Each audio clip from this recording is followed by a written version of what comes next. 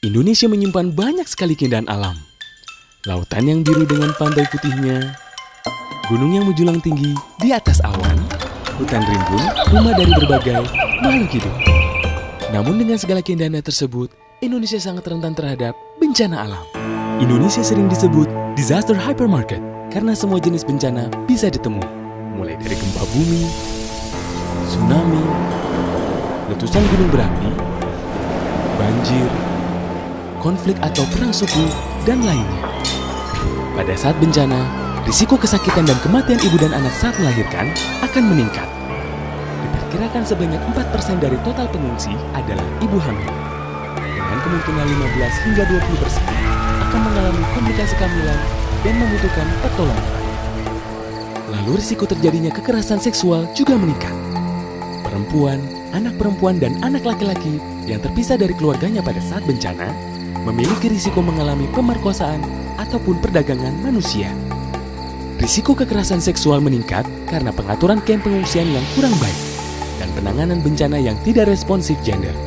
Misalnya toilet yang jauh dengan tidak dipisahkan antara perempuan dan laki-laki dan penerangan yang kurang. Bencana juga meningkatkan risiko terjadi penularan infeksi menular seksual atau IMS dan HIV atau AIDS.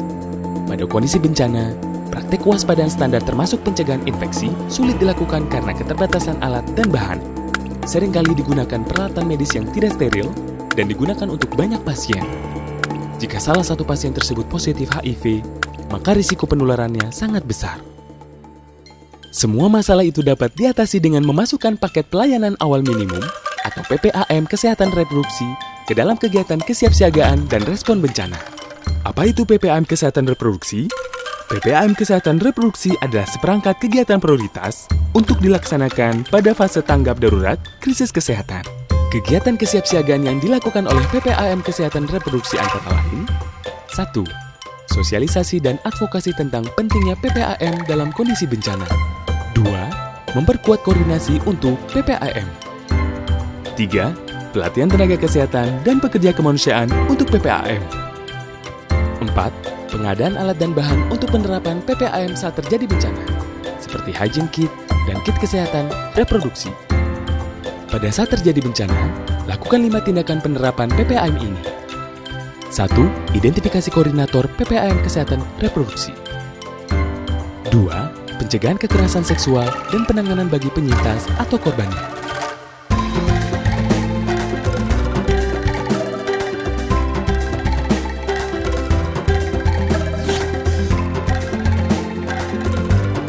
3.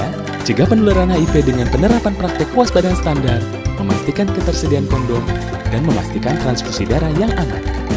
4. Cegah meningkatnya kesakitan dan kematian ibu dan anak pada saat proses bersalin. Sediakan pelayanan kegawat daruratan kebidanan dan neonatal, sistem rujukan yang berjalan, dan tersedianya perlengkapan persalinan. 5. Rencanakan pelayanan kesehatan reproduksi komprehensif dan terintegrasi ke dalam pelayanan kesehatan dasar ketika situasi stabil. PPAM Kesehatan Reproduksi sangat penting untuk dilaksanakan dalam kondisi bencana, karena 1. Merupakan hak asasi manusia untuk mendapatkan pelayanan kesehatan reproduksi dalam kondisi normal maupun bencana. 2. Merupakan standar Kementerian Kesehatan dalam penanggulangan bencana bidang kesehatan. 3. PPAM Kesehatan Reproduksi menyelamatkan nyawa. Video advokasi ini diproduksi atas kerjasama Kementerian Kesehatan dan UNFPA.